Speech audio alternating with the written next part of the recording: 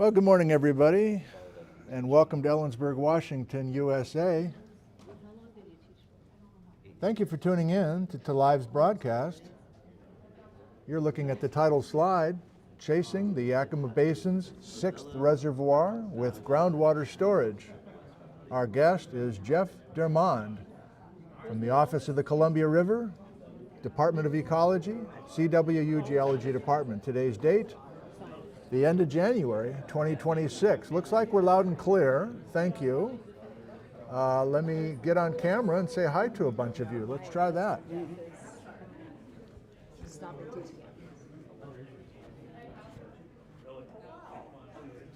Hi, everybody. Thank you so much for tuning in this live. If you are watching the replay, and that's most of you, you can scrub ahead about 12 minutes. 12 minutes to the beginning of this lecture. I'll do a quick introduction for the series, and then Carrie Gazes will be doing a introduction of our speaker, and then this is a former student of ours from 20 years ago, Jeff Dermond. Where are you viewing from today, assuming you can hear me okay? Looks like we're loud and clear, so I don't have to worry about that. I did a live stream yesterday. I'm doing a live stream today. I'm doing another live stream tomorrow morning. Overexposed here on the YouTube channel. Where are you viewing from? Chelmsford, England. Los Angeles, that's Don. That's California. Webb Lake, Wisconsin. Cliff is in Bellingham, Washington. Hiker 1658 is in Icy, Pennsylvania. Island Girl is on Camano Island in Washington. Regine is from France. That's French. Cincinnati, Ohio. Garrett, the Dutch Night Owl from the Netherlands. Hannah is back. She's nice and strong. She's very healthy. We have former students here visiting today. So Hannah in particular is visiting with some of her students she hasn't seen in a while. Jeff, hi to Jeff and Nick from Olympia. Hello. Hello, Mike. Cleveland, Ohio. Red Lester says London is calling. It's snowy and cold in Pittsburgh, Pennsylvania. Indianola, Iowa. I'm sure I'm not the first to make that mistake, Ashley, or maybe I am. There's no snow in Lyle, Washington, down the Columbia River Gorge, everybody. Ozark Plateau, good old Plain, Washington, Tri-Cities, Washington, Fairbanks, Alaska, where it is -7 degrees. No, it's +7 degrees Fahrenheit, says Don. Glasgow, Scotland, San Jose, California. Hello from Kent State Geology. Hello, Tim. Bergen, Norway. Butteville, Oregon. Byron, Wyoming, and so on. Well, there's a great energy in the room. We have built a nice culture here around these Friday talks. So I'm going to turn this around and let you enjoy things. Looks like we have Tom from Maple Valley made the trip over. I noticed him talking to Chris Mattinson.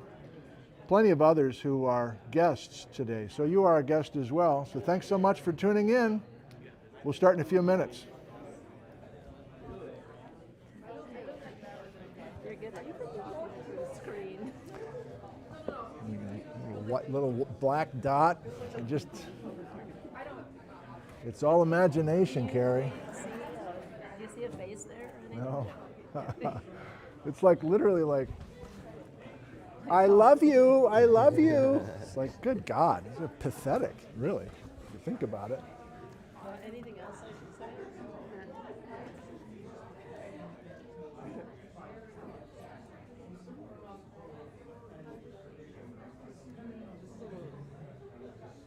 Julian Orange. So we pushed the dinner back to 5:15 because you have lab till 5. Are you available? I'm not. I'm leaving town. Okay. Okay. All right. So if you haven't heard, some of your students from that lab are going to join us down at Fidelina's. Yeah. So, all right. Very good.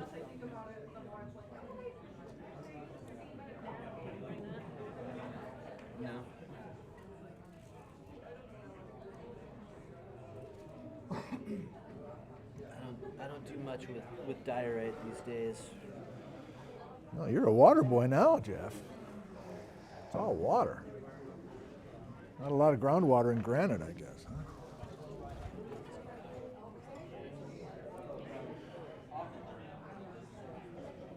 Okay, 5 minutes at least, if nothing, and then we'll get rolling.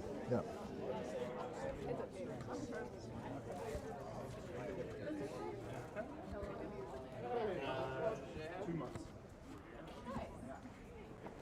What's good, son?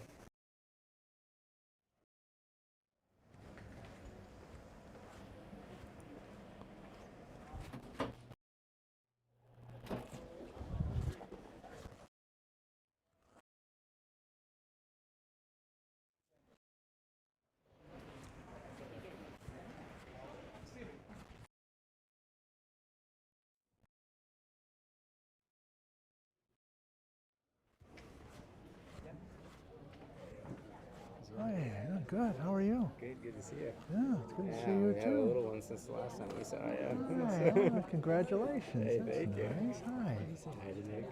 Oh, we have a grandson that's about a year and a half. Congratulations. Thank He's you. 14 months. So 14 not far months, apart. that's right. Oh, that's exciting. Very cool. Hi. Hello. How are you today? Thank you for coming. I saw you sitting down the hall. So you're okay. Oh my Lord.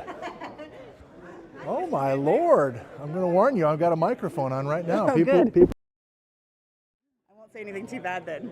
Good to How see you. are you? Good. I'm so good. I think I missed that you were coming over. Oh, I'm here on a great day. Yes, you are. Yeah. I hear maybe something after this too. I don't know. There's a dinner not right after, but there can be if there's enough. Well, wait. Aren't you visiting a class at 1 o'clock after this? Nope. You're not. Nope. You just happen to be here. This is my niece Kylie. Hi, Kylie. This is Nick. Nice to meet you. She thinks she may want to come here and may want to do geology. So Okay, I'm Kylie. not trying to influence her too much, but Of course you are. So we're just here doing a tour of campus Okay. and checking out Ellensburg and yeah. Well, let's visit afterwards. Yeah. I mean, there is a class with graduating, that end of major review thing. Do you remember that? Oh, yeah. And a couple of the former students are back for that. And Okay. when I saw you, I thought you must be part of that. Just random. It was a good weekend. We had dinner Oh, with I Becca guess last so. night. Oh, you did? Yeah. Yeah. Did you overlap with Jeff? No, but he's working in Department of... I have a lot of catching up to do. Okay. I also work for Ecology, no longer. Now I'm at KitSAP. We're all over the place. Okay. Yeah. Well, yeah. Let's hang around for a while Yeah. afterwards. We are free. Planned this weekend like a month ago, or like 2 months ago. Just a random weekend at Ellensburg. Oh, God. Let's go. Fun. Great to see you. You too.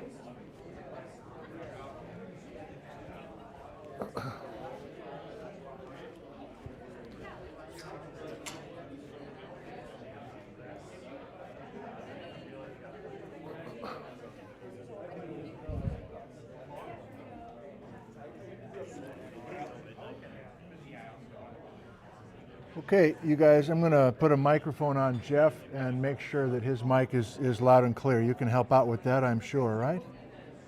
There's a delay in the comments, and also I haven't even showed up on screen yet. What's that about?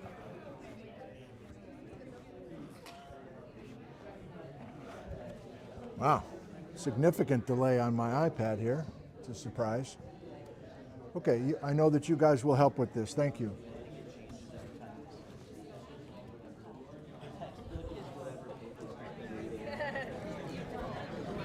Still do your 350 whatever. 351. 351. Good.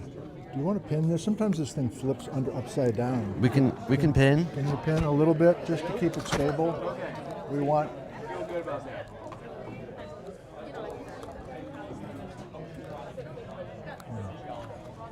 High school prom. Maybe I can help you. Maybe. Do you want to take the mic off? Sure. Would that help pin? Yeah. Viewers, this is Jeff's mic. And can I ask if you can hear Jeff's mic okay? And he's safety pinning his necklace on. Some sort of hazing ritual. Thank you. Yes. All right. You grew up on the west side, right, Jim? I did. I grew up north of Seattle. Which burb? Unincorporated Snohomish County. Oh, okay. Closest to Linwood. Uh-huh. Went to high school in Edmonds. In Edmonds, okay. Yeah. Jeff is 5x5, which means loud and clear. Thank you, everybody. Appreciate Excellent. it. Man, he's coming in loud and clear, says John in upstate Michigan. All right.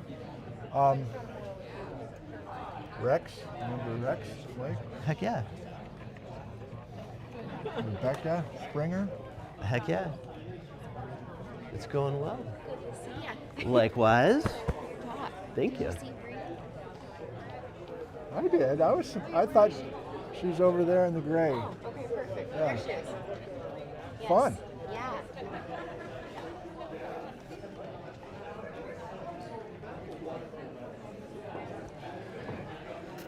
So you got options. If you want to just stand right up there right now, you could, because I'm about to get started.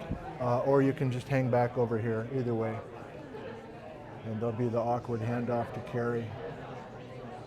Let's try that pointer one more time, make sure it's still awake. It's not, so. See, you're a pro, you're a natural.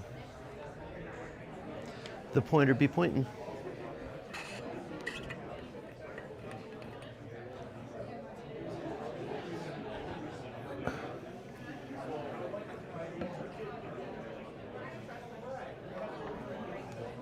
So do you remember Brian?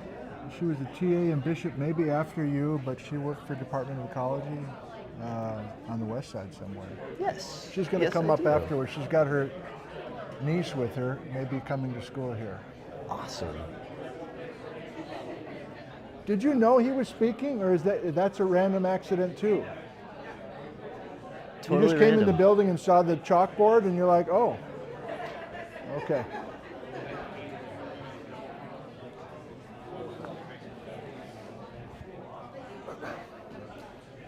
Okay.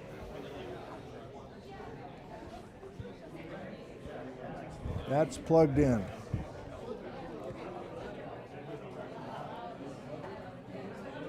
Hello, Jordan.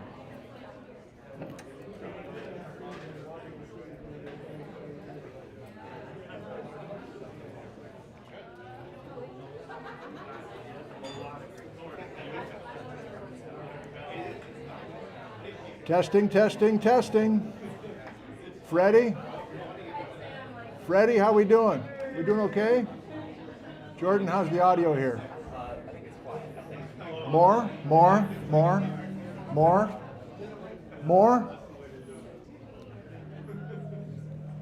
Seems pretty high to me. Good morning, everybody. We're transitioning to good afternoon. Thank you. This is a noon lecture, and it's noon, and you're here. Thank you for coming. We have one more Friday at noon talk, and that's next week. Is this a little bit echoey and feedbacky? It's a little feedbacky. Okay. Well, we have a soft-spoken speaker, so I want to make sure we get him nice and loud, but I'm the opposite of that. Let me come down just a bit. We have spring talks, 5 of them. And if you're not on the email list that we have been using to announce these talks, let me know and I'll add you to the email list, okay? But next week will be our last winter Friday at noon talk, and then we'll take a break, and then once we get back into mid-April, there'll be 5 of these. So look for that. But our final talk for the winter will be next Friday, February 6th. CWU professor from a couple buildings away, Megan Walsh from the geography department, will be giving a talk called Combining Paleoecology, Geology, and Archaeology, What Interdisciplinary Research Can Teach Us About Post-Glacial Landscapes in the PNW. I guess that means Pacific Northwest. Of course it does. So stay tuned for that. Hope to see you one more time this winter quarter. Other than that, I don't think we need to make any announcements or anything. We're on a roll. We have a bunch of extra special guests, former students of the program, all here today, some on purpose, some by accident, bringing in nephews and other things, nieces, thinking about coming to school here. Got the university president, got everything. So let's use this wonderful energy we have in the room. To introduce our speaker today, who is also a former student of this undergraduate program, our geology professor, Carrie Gazes. Carrie. Is that good? Okay. Well, it is my pleasure to introduce today's speaker, Jeff Dermond. Jeff is, as Nick said, was an undergrad here. He graduated in 2011. Jeff came in as a music major and then discovered geology and dumped the music major. But I will say he's still a very accomplished bass player, and you might see him playing around town every once in a while. After graduating from Central, he worked at PNNL for a couple of years, and then he went into teaching, and he taught high school for 8 years in Mattawa, Othello, and West Valley. West Valley. So around the area. 8 years teaching high school, that's a lot. And then he decided it was time to move on from that. So he moved over to the Department of Ecology. He is a hydrogeologist at the Department of Ecology. Jeff, did you know when you started, when you got out of undergrad, that you were going to become a hydrogeologist? Nope. No, you guys in my class? No, he didn't know. Anyway, he's kind of the lead, I guess the lead person for the groundwater storage program within the Yakima Basin Integrated Plan. He works at the Office of Columbia River. That is extremely fortunate for me and Lisa Ely and our students. So Lisa and I have been working on groundwater storage projects since about 2018. And Jeff now is our counterpart at Ecology, and it's been wonderful working with him. He is not only really good at pushing paper through, which is a lot of what Ecology does, but he also gets out in the field with our students and is a big help to them. So it's my pleasure to introduce Jeff.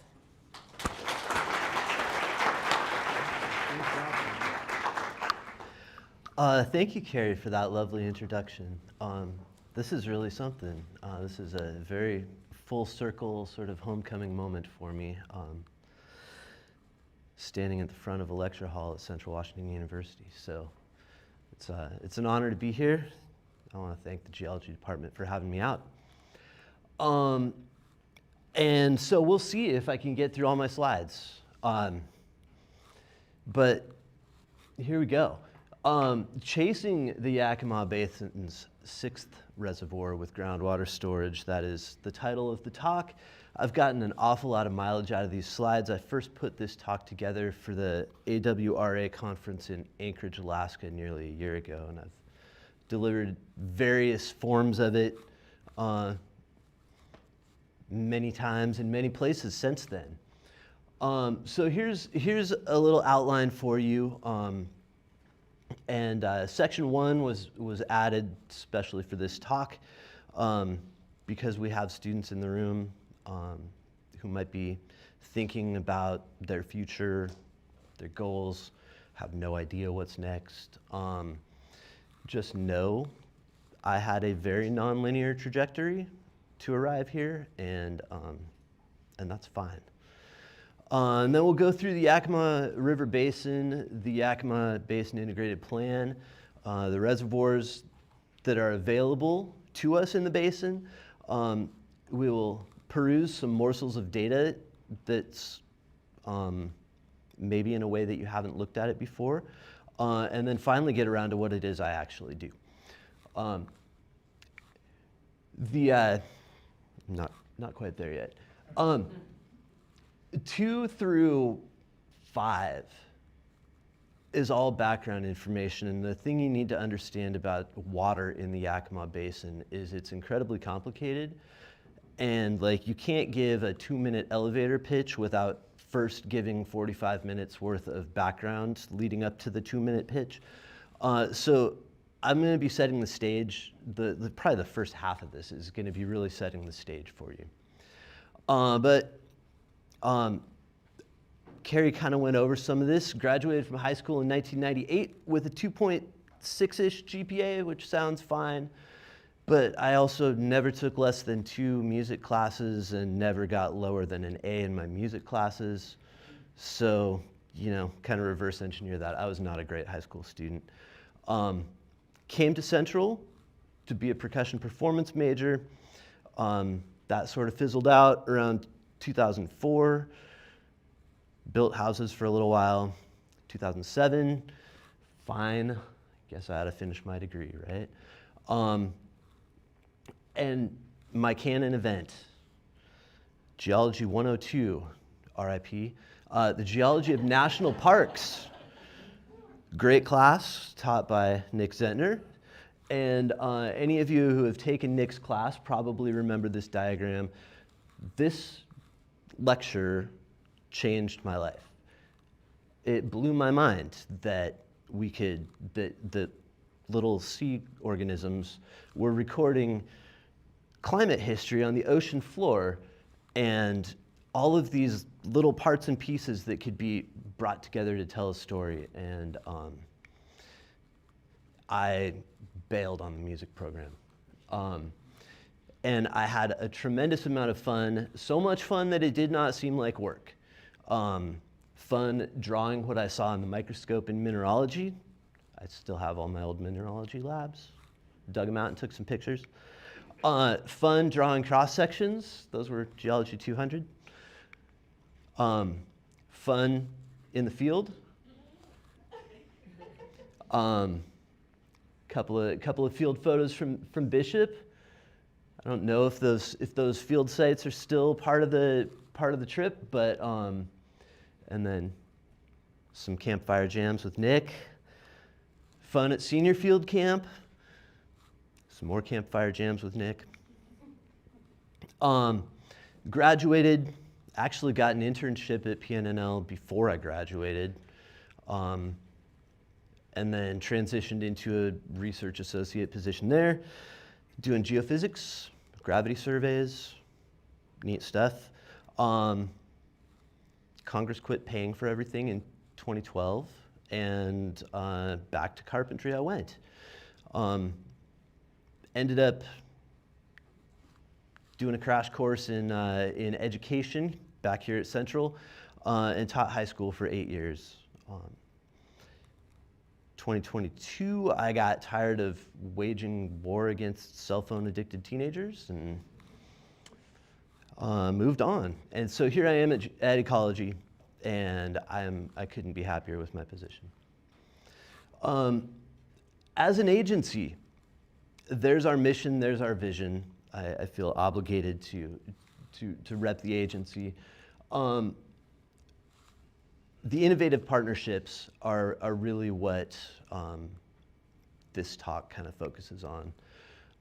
Ecology has several strategic priorities, and my work really revolves around those two: protecting and managing our state's waters, and reducing and preparing for climate impacts.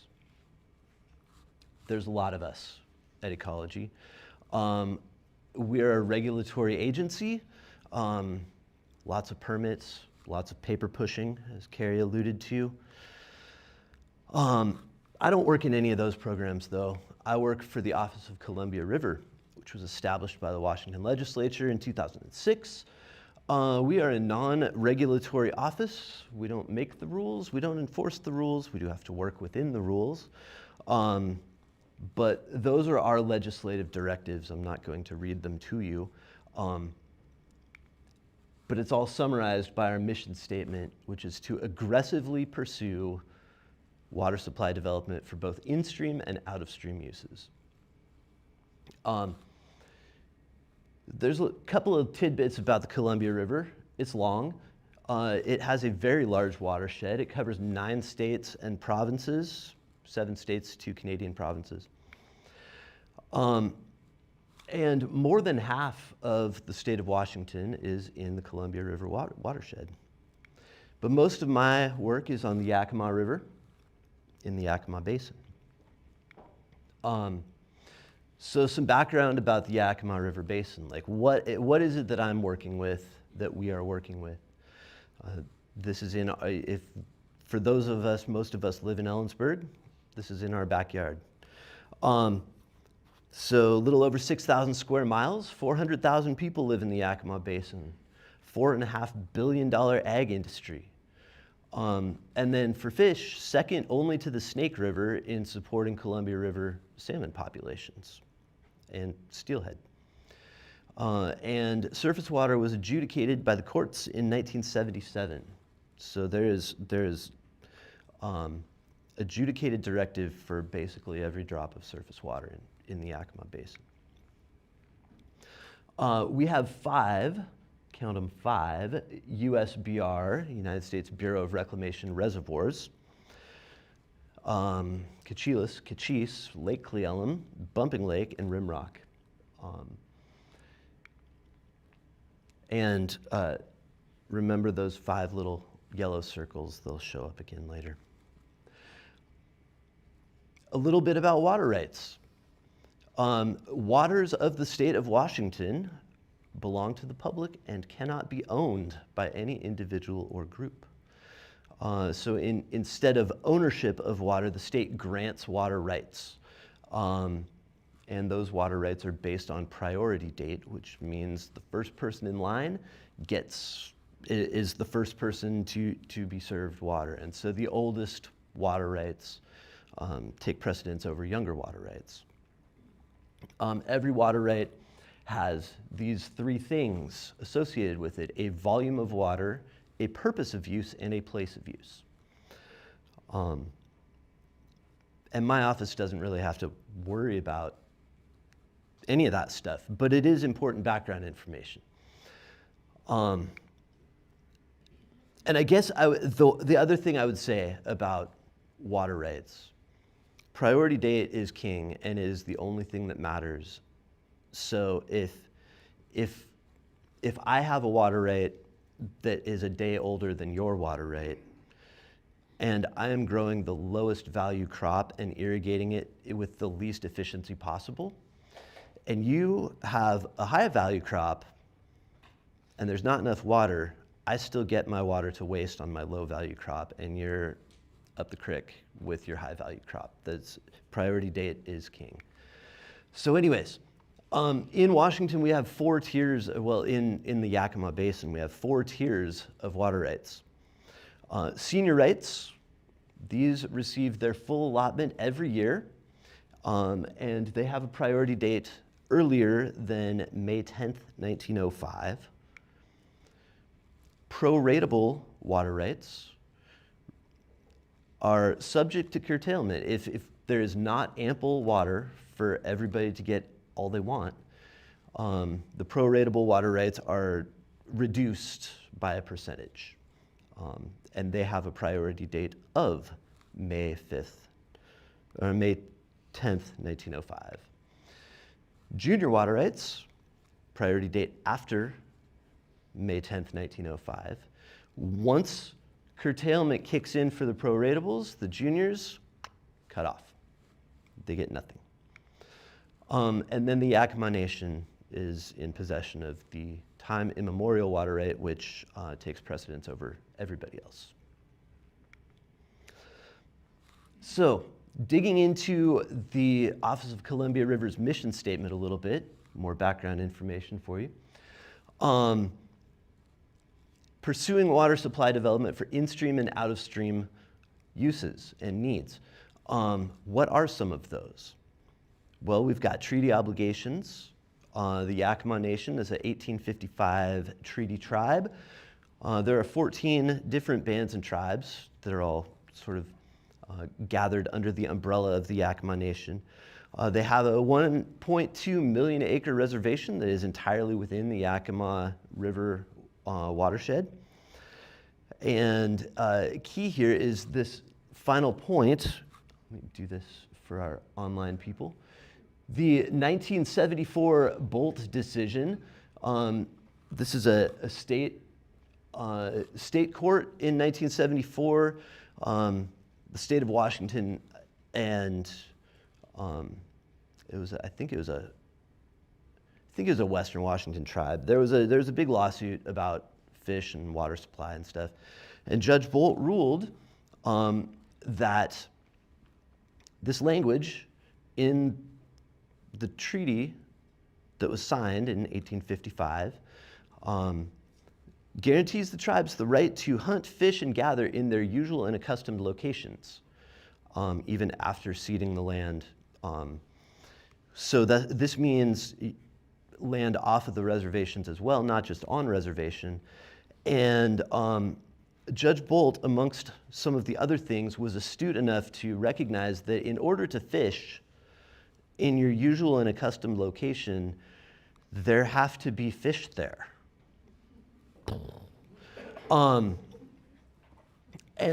so this really is a driving factor in a lot of the work that is being done today. Other in-stream obligations, Environmental Species Act. We've got listed species in the Yakima Basin. Coho, sockeye, and Chinook actually went extinct and have since been reintroduced in the Yakima Basin. Hey, go back.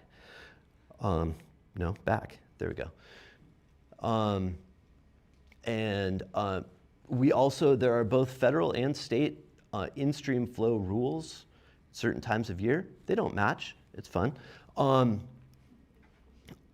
So these are things that factor into water management. Out-of-stream uses, municipal needs. We said 400,000 people live in the Yakima Basin with this crazy patchwork quilt of surface and groundwater rights. We've got all kinds of permit-exempt wells in addition to municipal groundwater wells. And our groundwater mainly is confined basalt aquifers. And then we've got our irrigators. $4.5 billion is nothing to shake a stick at. And, that's an important part of our state economy. There are almost 500,000 irrigated acres and 5 surface reservoirs to serve them. And then what do we say here?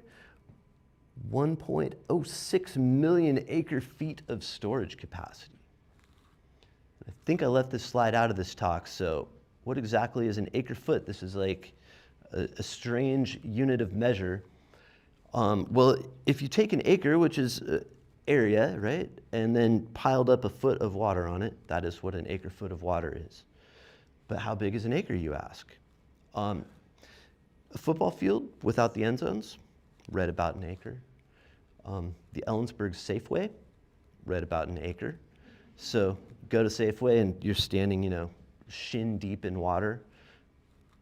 You're in an acre foot of water. And the rodeo fairgrounds, like the dirt part, that's about an acre as well. So anyways, this was, for quite some time, the picture of water in the Yakima Basin, until along came the integrated plan. So 77 to 2008 was this. A lot of arguing, a lot of lawsuits, a lot of time spent in courtrooms, a lot of unhappy people. Droughts, curtailments, courtroom, and conflict. And so in 2008, as the story goes, I think it was over a cigarette in a parking lot. Some historical adversaries, which was the Yakima Nation and the Rosa Irrigation District, kind of joined forces in opposition to a proposed reservoir called the Black Rock Reservoir. It doesn't matter. And it occurred to them, like, what if instead of going to court over all this stuff, we just all work together? I'm grossly oversimplifying this, but I want to get to the more interesting stuff. And they did that. And they got irrigators at the table. They got Yakima Nation. They got the state. They got the U.S. Bureau of Reclamation. They got cities and counties and conservation districts, and talked it out and developed a set of priorities and agreed to work together. In 2013, this was authorized by the state of Washington, and the Office of Columbia River was tasked with implementing it. And in 2019, the federal government caught up and Congress authorized the Fed's participation in the Yakima Basin Integrated Plan. More background for you. There are 7 elements to the Yakima Basin Integrated Plan. The goal is that there is enough water for farms, for fish, and for people, for municipals, right? So 7 elements. And all of the Yakima Basin integrated plans, projects, and focus revolve around these 7 things. Groundwater storage, that's my jam. That's where I work. So it's a non-trivial thing, this Yakima Basin integrated plan. We've got a lot of stakeholders. We've got a lot of diverse interests, as you can see. But it's working, and it's really cool. And it's kind of the first of its kind collaborative integrated water management plan, like really anywhere in the country, perhaps anywhere in the world. In a nutshell, it boils down to this: compromise and collaboration, everybody kind of being yoked to the same team, shared risk. If one of us goes down, we all go down kind of situation, which allows mutual support for stakeholders' individual causes, right? Like, if my priority is more water in stream for fish and your priority is more water on your field for agriculture, if we're working together, I'm helping to get you more water on your field and you're helping me to get more water in the stream. And it has fostered creative solutions. And this quote here from, there we go, from Lori Gray, who I don't believe works for the Bureau anymore, really summarizes it. Nobody will get everything they want, but everyone will get some of what they need. More background. Surface storage. What does it look like in the Yakima Basin? Remember those 5 little circles from that earlier slide? Those are our 5 reservoirs right there. And so this is just a schematic from the U.S. Bureau of Reclamation. And this is as of 2 days ago. There's 1.06 million acre feet of available storage, and it is 70% full today.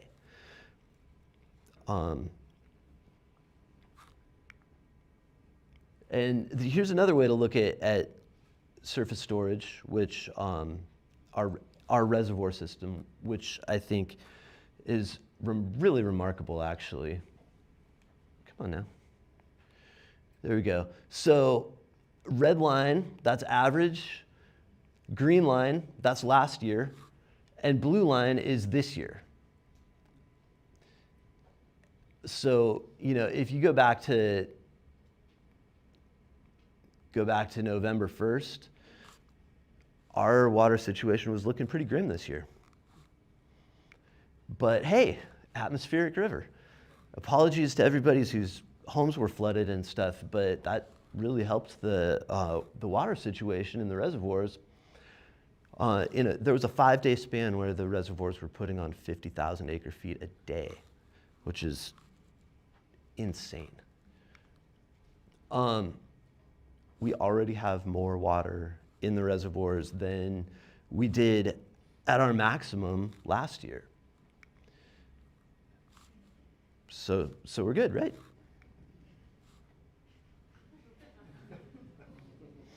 Nope. In the Yakima Basin, we call the snow our 6th reservoir.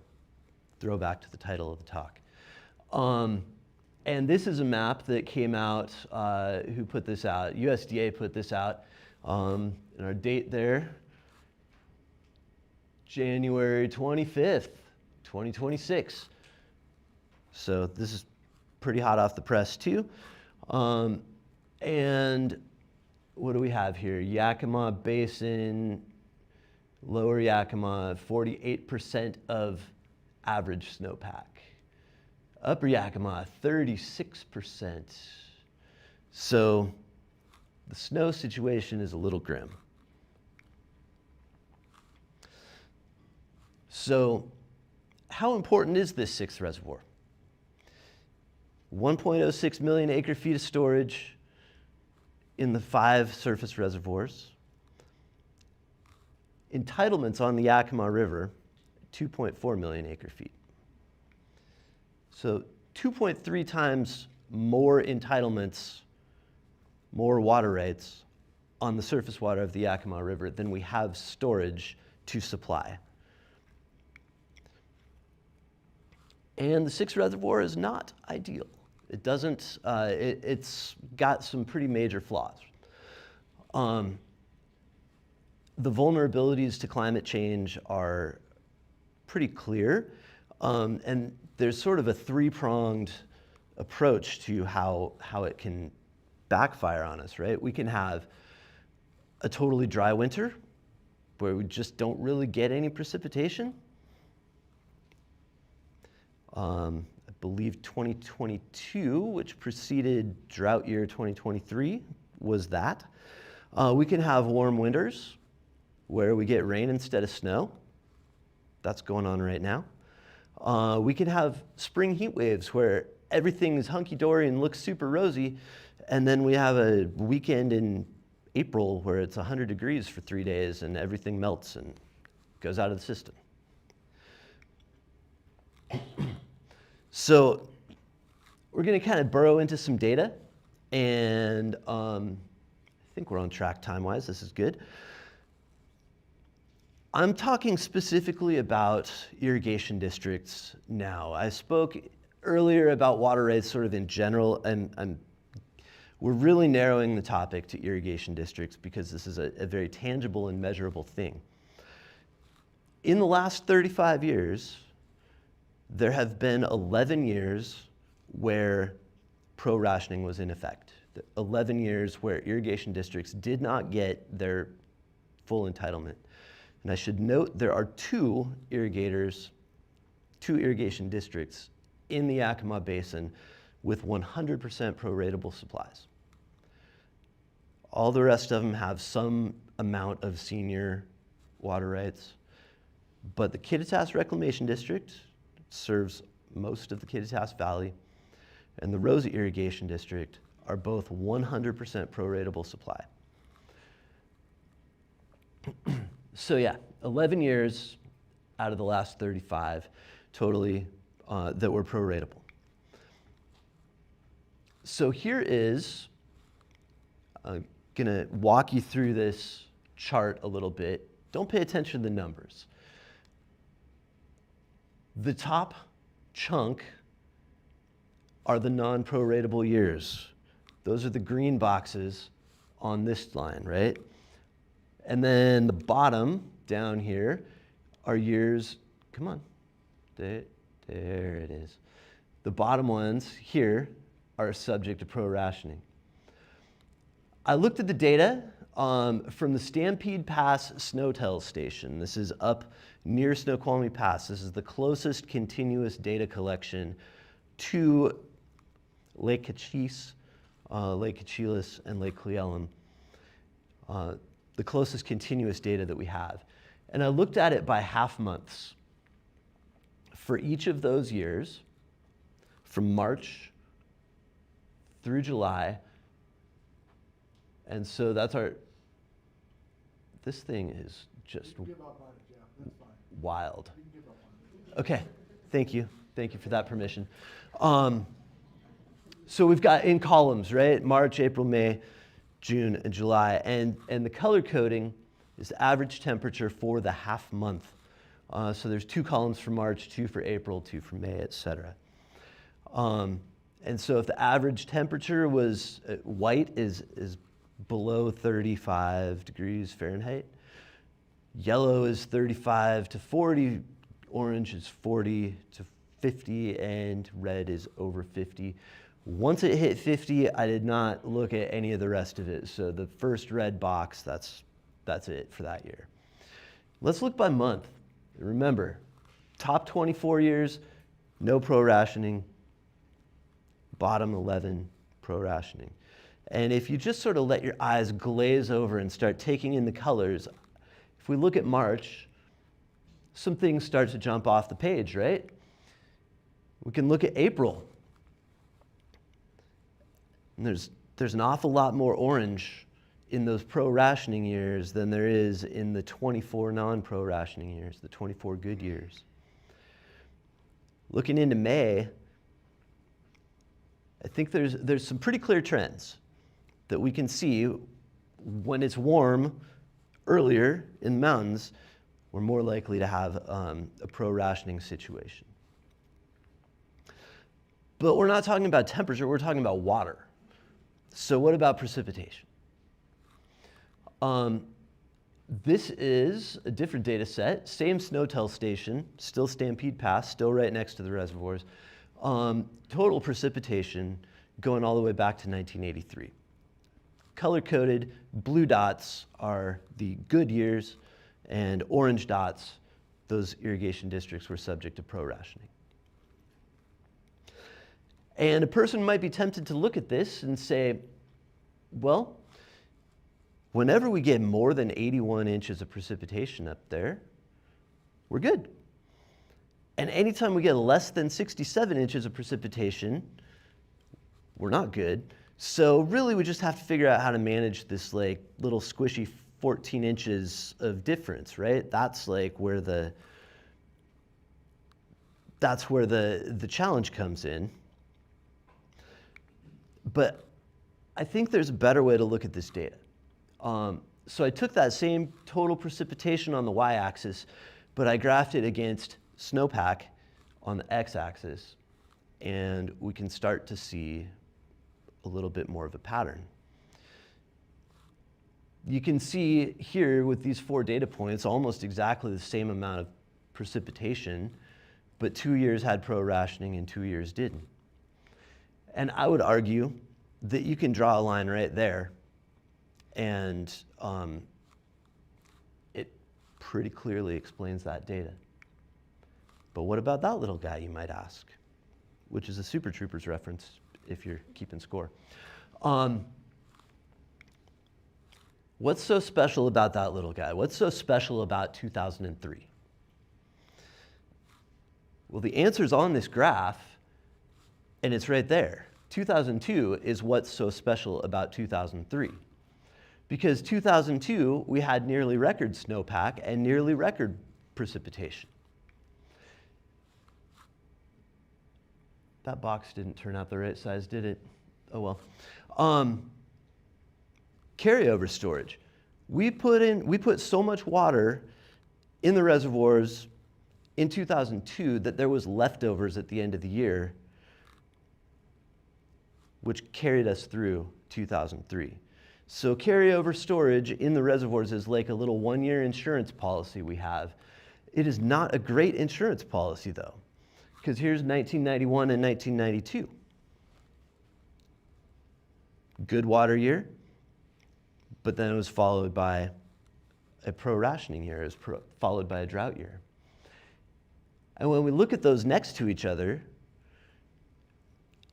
I think it really makes it pretty crystal clear, because it's the same amount of precipitation, same total amount of precipitation. The only difference is the snowpack. If you're wondering, that's where we're at as of today. So one more way of looking at some data. I'm sorry I threw this slide together like yesterday. It's a little, it could be better. But this is discharge on the Yakima River. This is USBR data, 2020 through 2024. And the thing that I want to highlight, Nick, I appreciate the permission to abandon this, but I think in this case, so this is calendar year. So this is going January on the left to December on the right. And this is actual flow in the river. And I just want to highlight that when there's a lot of water moving through, it's very peaky. It's very flashy. Like it's not like it just flows and flows and flows and flows. It's these spikes. And they vary from year to year. That's really what this is supposed to show. Note that the y-axes are not scaled to one another on this, so you can't actually compare line by line. 23 and 24 are in red because those were drought years. Which brings us to the chase. Again, throw back to the title of the talk.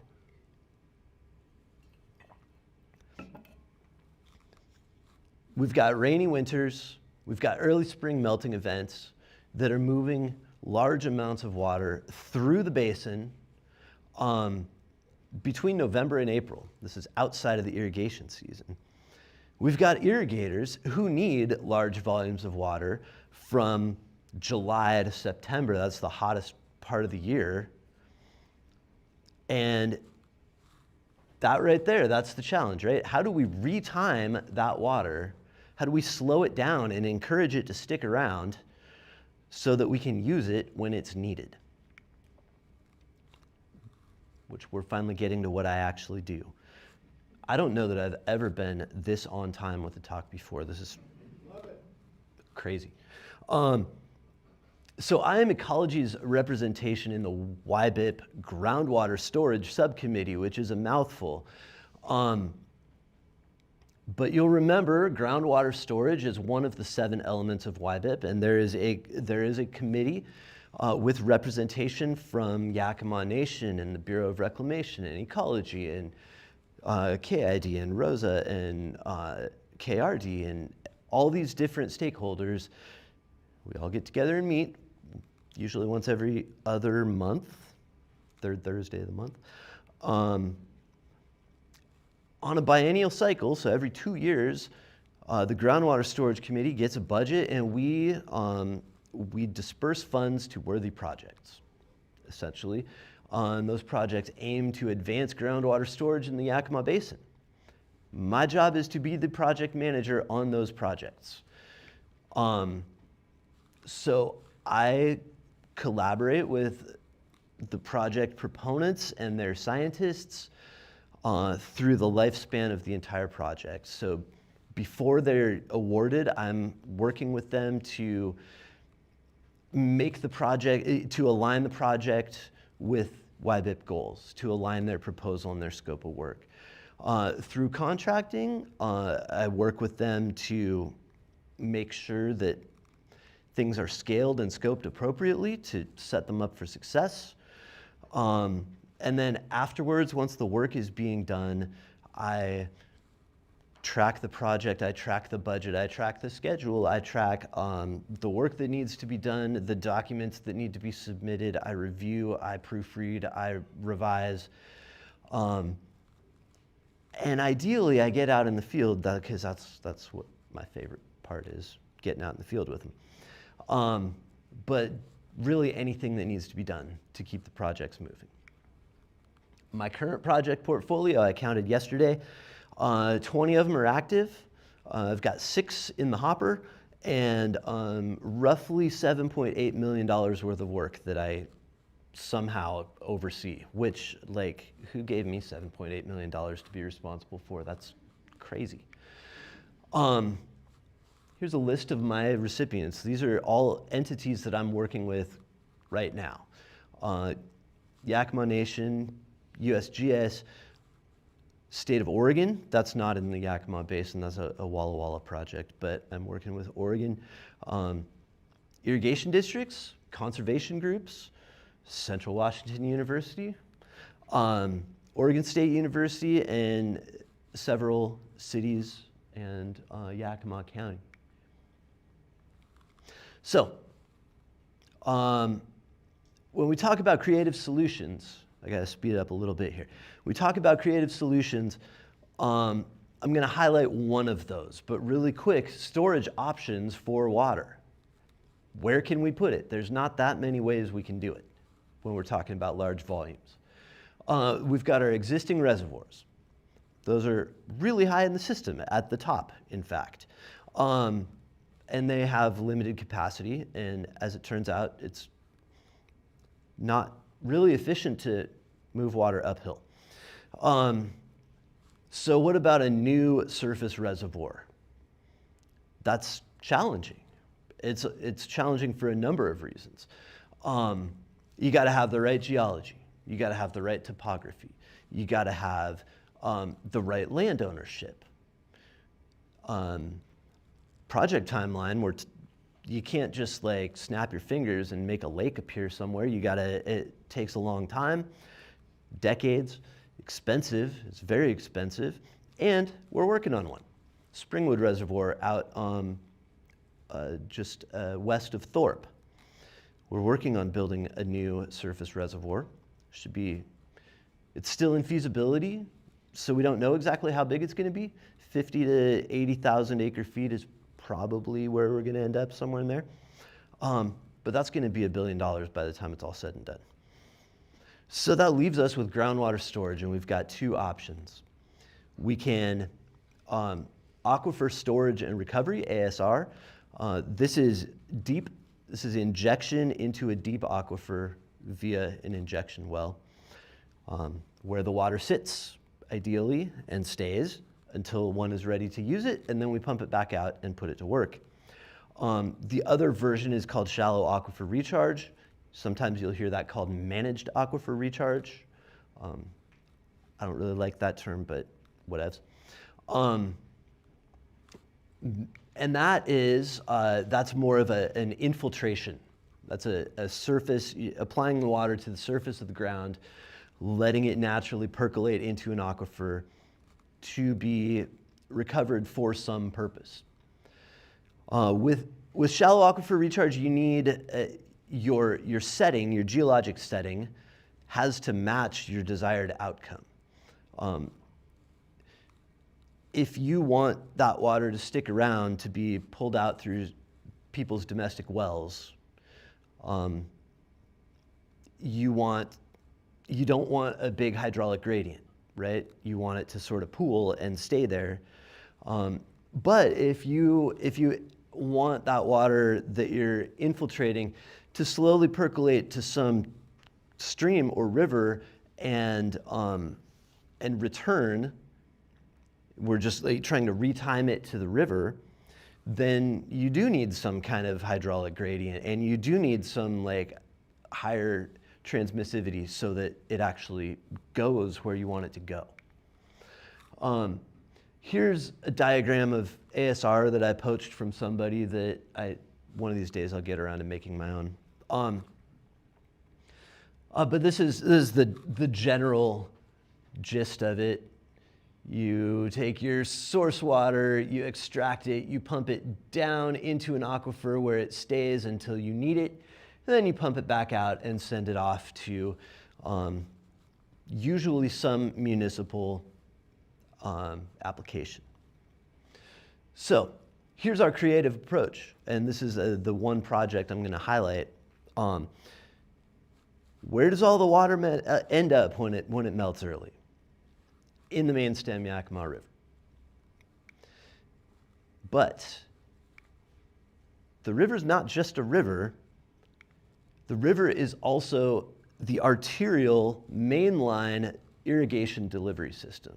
The Bureau releases water from the reservoirs into the river where it travels to whoever is diverting it downstream. So what's our creative approach? Kind of a forehead slapper. If we have infrastructure to divert water off the river and convey it away from the river, why don't we just use that? So this is the proposal. We capture water from the main stem Yakima River, either during the shoulder seasons of the irrigation season. That's the time when water's being delivered, but it's maybe not hot yet, and so irrigators don't really need it. So there's extra. Prior to storage control, or even outside of the irrigation season, like during the winter or spring, if there is some sort of peak flow, can we capture some of that, convey it down irrigation canals to an ASR injection point that's adjacent to one of those canals? We have a bunch of ASR projects and more that are lined up as soon as we could get them some money. But this Rosa Irrigation District one is the one that I really want to highlight here. Rosa's big irrigation district, their mainline canal is like 90 miles long. And so In 2022, there was a feasibility study that actually was led by Carrie Gazas here at Central, looking at ASR in the Rattlesnake Ridge, Conowick Pass, and all down that Rosa Mainline Canal. And the feasibility report was published in 2024. They looked at geology, hydrogeology, geochemistry, water quality, operational analysis, all this stuff, and they went big. They modeled an array of 20 different ASR injection wells along a 35-mile stretch of mainline Rosa Canal for a total of 20,000 acre-feet of storage a year at full build-out. And so this is like, if it's a good water year and they don't need to recover that water, the aquifer they're targeting is in decline anyway. So it's beneficial to stick water in the ground and just leave it there. But if it's a drought year, they can store that water and pump it out and deliver it to their irrigators for late season use. This project has legs, it has momentum. This year, Rosa is going to do a pilot test. They just paid $25,000 to Ecology for a reservoir permit. And we're going full steam ahead. We're going to pilot test this and get some water in the ground this year. Next year, we're looking at phase next, and phase next after that is to make it permanent and build it out, find more wells, get to those 20 injection wells. This is the first large-scale ASR project in Washington that deals with irrigation water. This is significant because with municipal projects, the Department of Health, they have a lot to say about that because it's drinking water. And as it turns out, they don't want you to drink a bunch of toxic stuff. So they have rules about drinking water, but with irrigation, DOH doesn't have much to say about it. So that's really nice.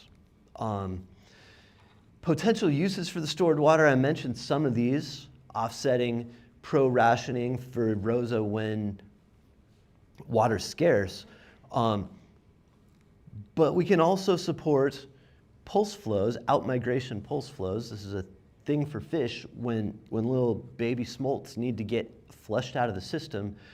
The Bureau will release for like the Bureau will release like a week at a time extra water to flush those fish out of the system. Well, if Rosa can just close down their head gate and use some of their stored water instead of diverting all their water off the river, we're saving water in the reservoirs and increasing, so it's kind of addition by subtraction almost. So pulse flows. Groundwater, we can keep it cool. It's not baking in the sun in 90 degrees in a concrete canal. We can halt or reverse declines in that confined aquifer, and there is technology to generate energy during the injection phase because pumps are electric motors, and as it turns out, if you turn an electric motor backwards, it's a generator. Somebody figured that out a while back, and so now we can actually generate green energy during the injection phase of an ASR project. Which brings me to my last couple slides. All of this is only possible because of all of the YBIP members and all of the YBIP partners, and I have to acknowledge that. The collaboration is tremendous, and I've never seen anything like it. There's across all 7 elements of YBIP, not just groundwater and not just the Rosa ASR, this type of creativity and this type of collaboration is happening. It's happening everywhere. It's happening behind the scenes. It's happening in public. And that's really what drives it. And then finally, a plug to the young people in this room to get involved with this stuff. I told the group in the Q&A before this talk, the world of water in Eastern Washington is actually pretty small. And you don't have to spend too awfully long to hear the same names over and over again. And a lot of those names are toward the ends of their careers. Like, there is more work to be done, and there is need for people to do it. So there is opportunity. So get out there, get involved, shake hands, meet people.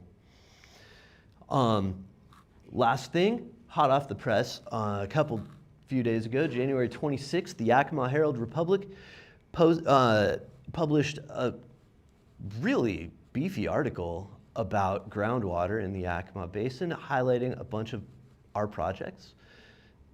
Fortunately, I managed, my name's not in there, but like everyone else I work with basically is. There's some tidbits about the Rosa ASR and stuff in there. So that article's out there. It's a pretty good read. They got most things right. And so I will end with this slide with this quote from my brother when I was describing the water problem and trying to retime it. You just took a water supply problem and turned it into an engineering problem. My brother, the engineer. But sort of looking at this thing, you know, there is enough water. We just have to figure out how to keep it around. So anyways, with that, we got like, what, 7 minutes for questions if anybody's got one, and I'm happy to stick around as long as anybody wants.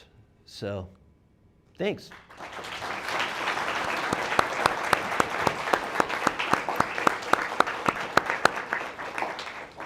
Thank you, Jeff. Yeah, let's do a few questions, and Jeff will have the presence of mind to repeat your questions so that the folks watching at home can hear what you're asking. Let's go for it.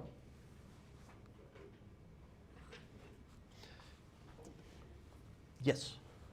Has there been any progress on getting funding for the Weimer Dam or the taller Bumping Lake Dam?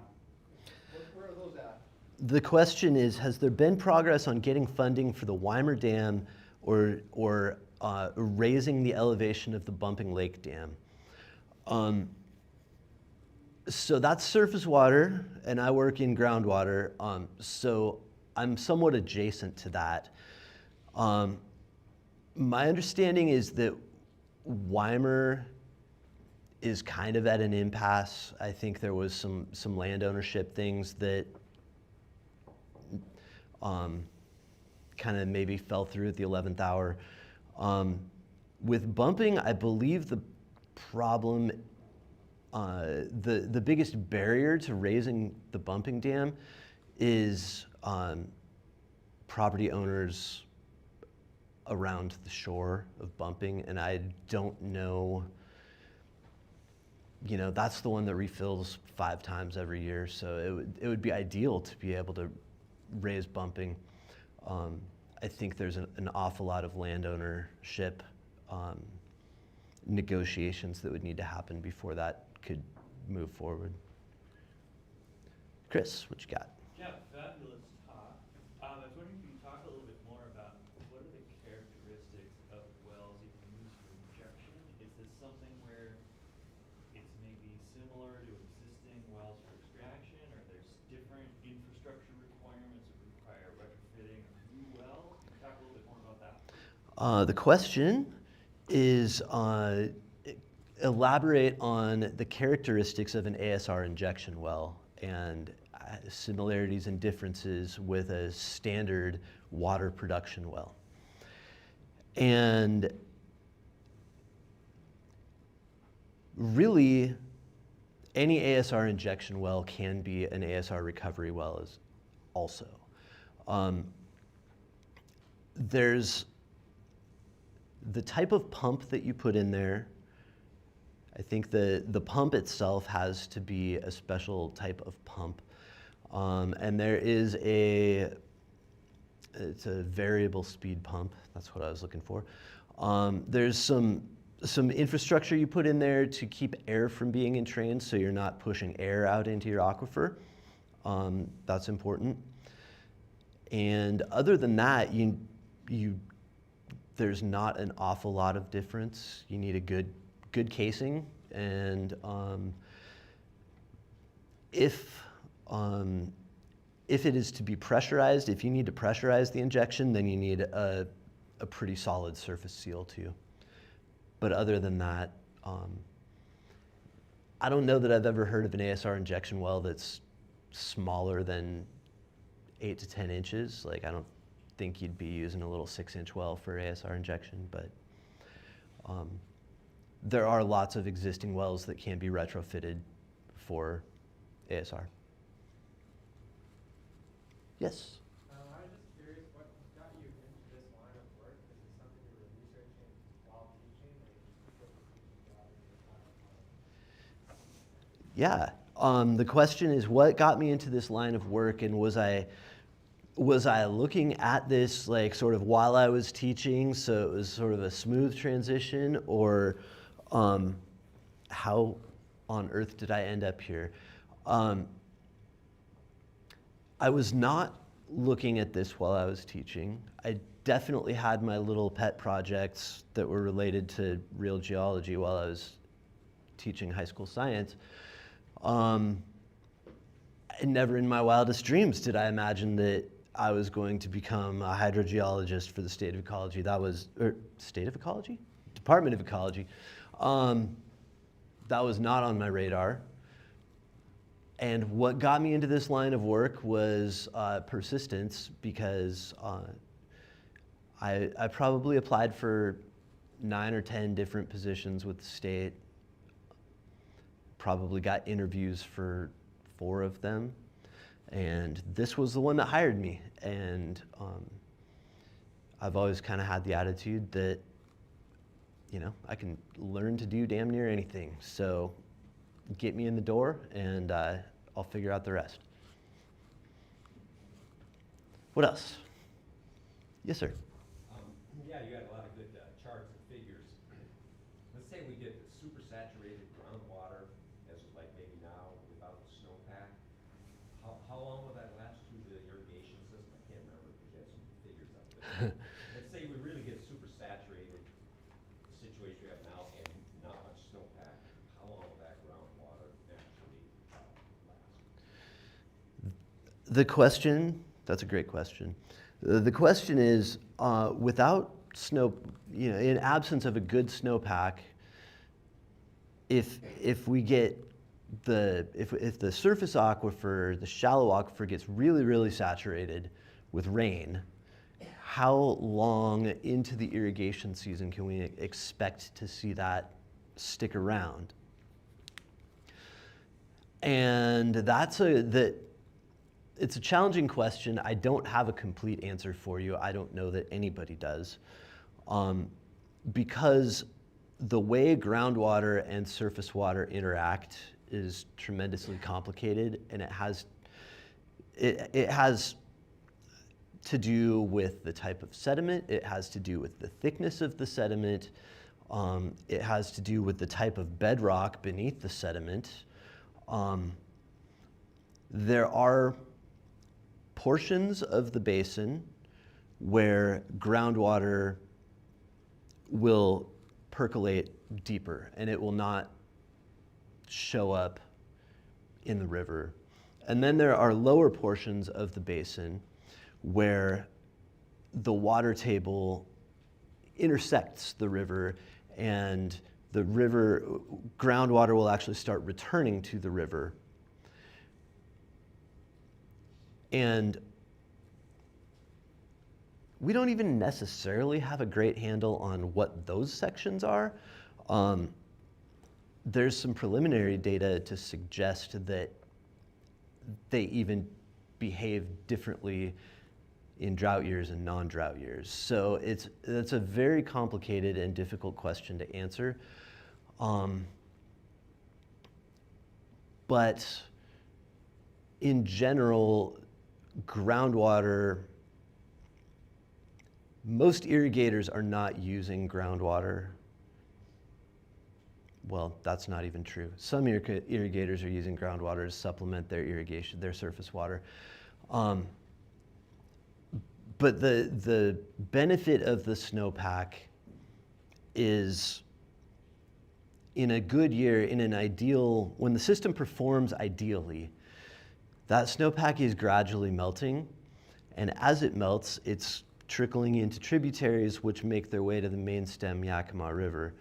And if there is snow that is feeding the main stem Yakima River, that is water in the reservoirs that does not have to be feeding the main stem. So it allows the Bureau to save that reservoir water for later in the season. Without the snowpack, they have to start servicing people from the reservoirs early, and that's one of the main drivers behind why we run out of water early in a drought year. Hey, let's thank Jeff one more time for an excellent talk.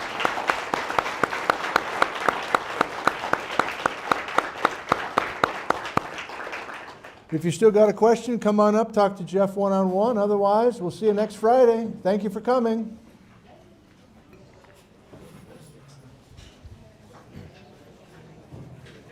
You got to feel good about that. You got to feel good about that. Yeah, it's fun. Yeah, nice job. Thanks.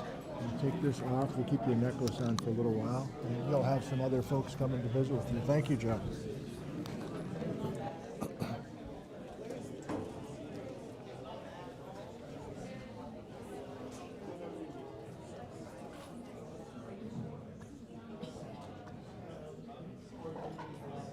Okay. My mouse has disconnected. Why? I'm snake bit with AV these days. Okay. I guess I'm into that camera. I need to say goodbye to you. I hope I can figure out how to turn off the live stream. Thank you for tuning into this today, and I'll see some of you an hour and a half from now. No. I'll see you tomorrow morning, Saturday at 8 a.m. Pacific time. Thank you, everybody. This will be awkward if I can't turn off the stream with a dead mouse. Whew. Thanks. See some of you tomorrow.